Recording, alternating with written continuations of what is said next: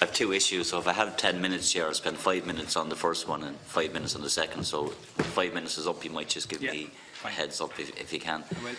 And welcome to all of our witnesses. I'll pick up on the spin-out issue, if I can, Mr. O'Shea. How many spin-out companies are there? You can give us UCC? again the numbers here. It's yeah, we had 4 last year. 4. And over the last 7 or 8 years, would there have been any spin-out companies that would have been sold? We've had one of our spin-outs that spun out back in 12-13 that was sold in 2016. And how much was that sold for? It was sold for just over €20 million. And did the Institute have a shareholder? Yeah, we had an equity holding. I suppose when it was spin out, okay, that was set in advance of it being a success and an onward sale. There was one small round of dilution, but we ended up with just under 14% equity in that. 14%? 14%. Okay. And of the other 4 companies that are present at the moment, has the Institute a shareholding? Yeah, when we would have, typically in the spin-out model, we would take an equity where we have IP going out. Yeah. We would also include a royalty or a license income. And what would the average percentage holding in those companies? Our model was typically up to 15%. 15%. But that would be standard across most universities and institutes. We may have, on occasion, a greater level of license income versus equity, but it depends on their sales forecast. And the nature of those spin-out companies would be that there would also be maybe staff or researchers that would also potentially be directors and shareholders in those companies. Would that be common? Well, our model, I suppose, we're consistent with the national policy here. So if we have a staff member, a promoter of a spin-out company, if you take the example where the company was sold and we had the return, they would leave and go with the company on spin-out. We'd have no staff who are arguably in the university and in the spin-out. So would there be any situations over the last number of years where your head of research and innovation would have been a shareholder in any of the companies? No. Or a director? No. Would the head of research and innovation in your institute have a role in relation to governance and management of managing conflicts of interest, or managing the to make sure that the institute is protected?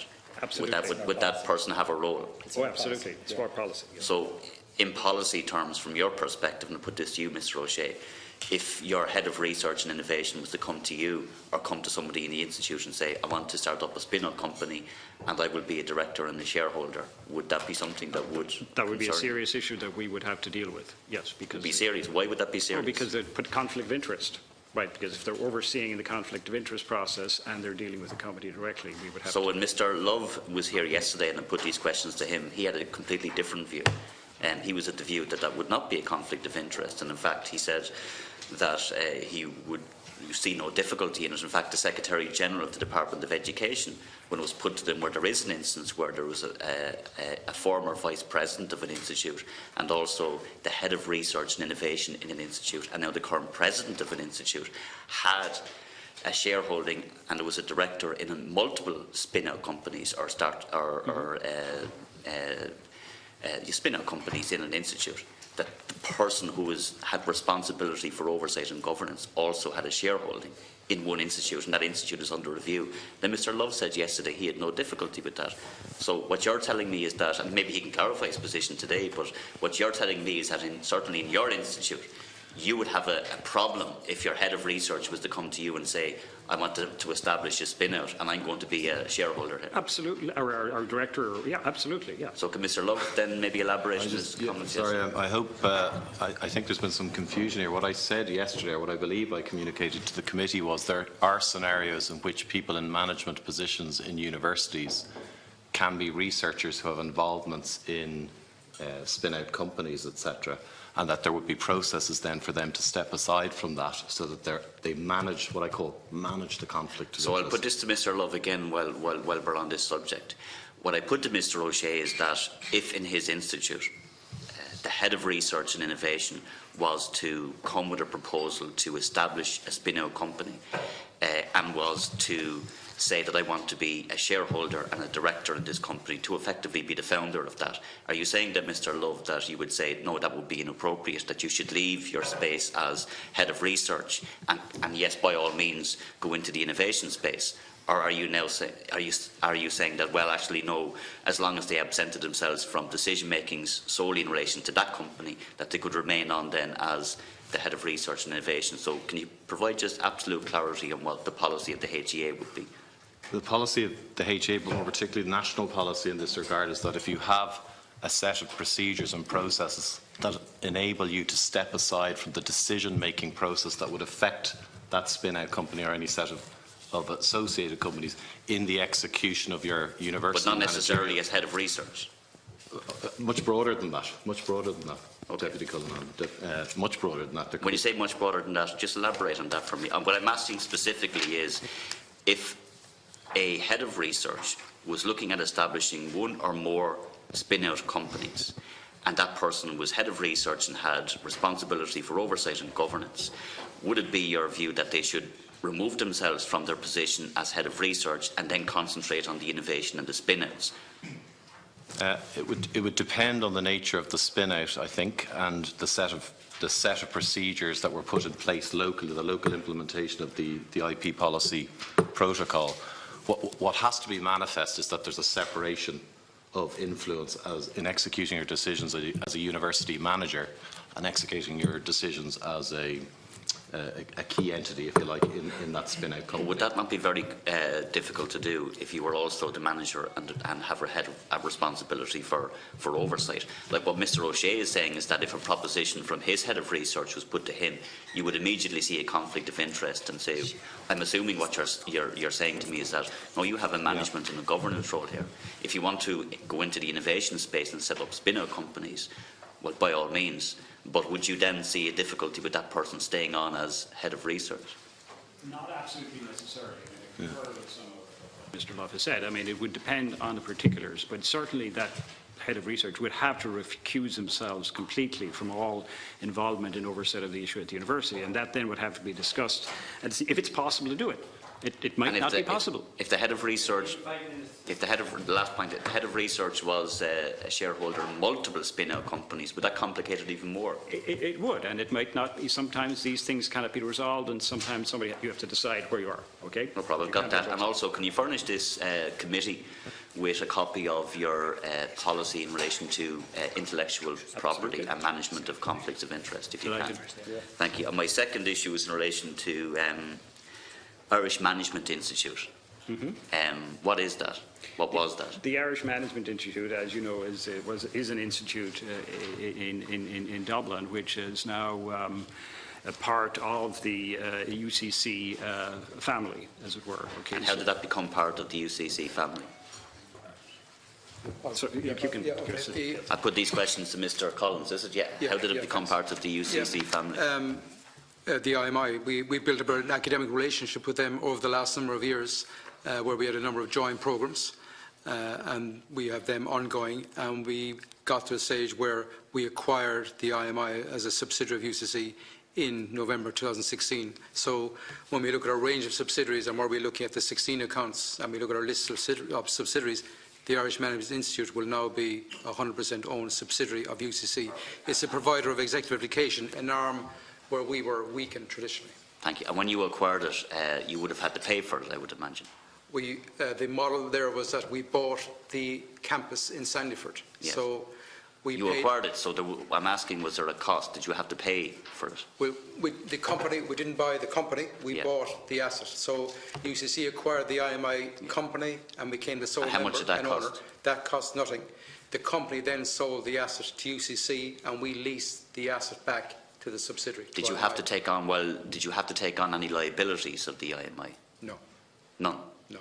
So there was no liabilities in relation to pensions or bank. No, that was one of the. I suppose in our due diligence and assessment, we wanted to make sure that it was a clean, that we weren't taking on any, I suppose, liabilities onto the university's balance sheet. So we had a full assessment done externally, internally, due diligence done. There is no liabilities in the pension of IMI now resting with UCC. So there was no liabilities, and also there was no payment made to acquire the IMA, so it was cost neutral for the institute.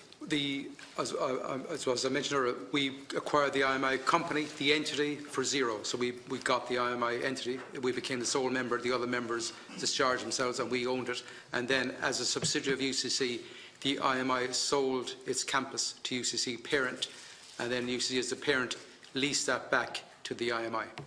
So there's an intercompany transaction post the acquisition of IMI. Could you provide this committee with a breakdown of that in terms of exactly what that means? And also, can I put a question to the controller?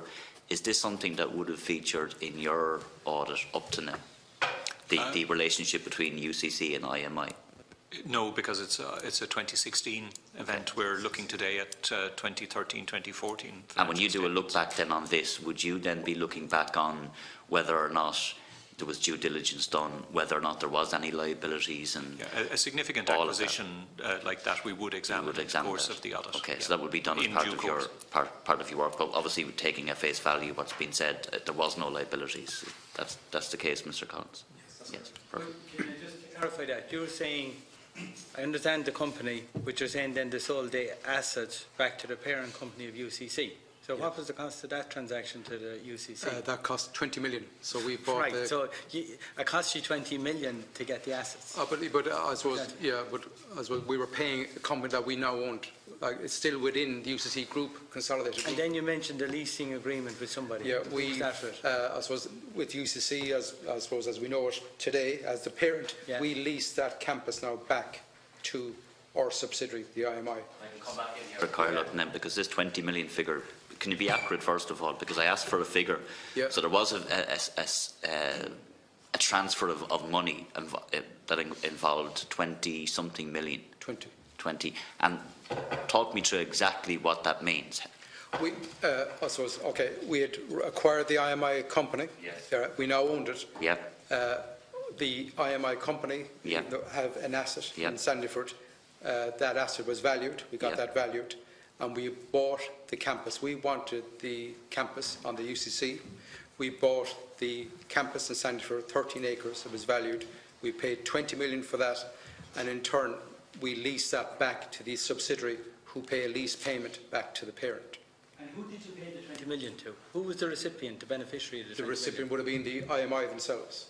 The IMI as a subsidiary. They would have used that 20 million to discharge borrowings, working capital and so forth that they would have had themselves when they developed the campus over the years in Sandyford. So to help the deputy, so you paid them 20 million so they could discharge outstanding liabilities that they use that money so to the transaction cost you 20 million?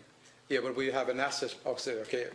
And what was in it for them, if you don't mind me asking? They would have, I suppose, executive education providers, international, would need some, I suppose the best performers would have a relationship with a university, particularly for accreditation of their programme. So, being associated with the university here. So the IMI were in deficit to the tune of 20 million, they had to clear liabilities? No, they weren't in deficit, they had debt that they were servicing. Right, and they had to pay that. Yeah. Okay, here, look, and I want to be fair to the witness, okay? But I also want to be clear that the responses I got earlier were not disingenuous, okay? So the 20 million euro that was then paid to the IMI, was that money then used to pay off liabilities? It was they used it to discharge borrowings and working capital. And I asked a question earlier, was there issues in relation to liabilities paid for by UCC in relation to pensions and loans, and you said no. Well, pensions, I mean, there was no, I specifically was answering on pensions, there was no pension liability discharged post. Well, okay. Yeah, okay. So then in terms of this, and what's the exact figure? So we're talking exact figures here. This 20 million is what 20 million, round 20 million figure. 20, yeah. So that 20 million is paid to the IMI, and they used that 20 million to discharge liabilities. So did the institute have a full breakdown of what those liabilities were? Yeah. Can you can you explain to the committee then what those liabilities were? Have you got that information at hand? Yeah, to be honest, what I've brought today were the items that were, say, on the formal agenda. It was primarily bank debt for the development of their housing, their residence complex. It was working capital borrowings. They were the two main items that made up that 20 million.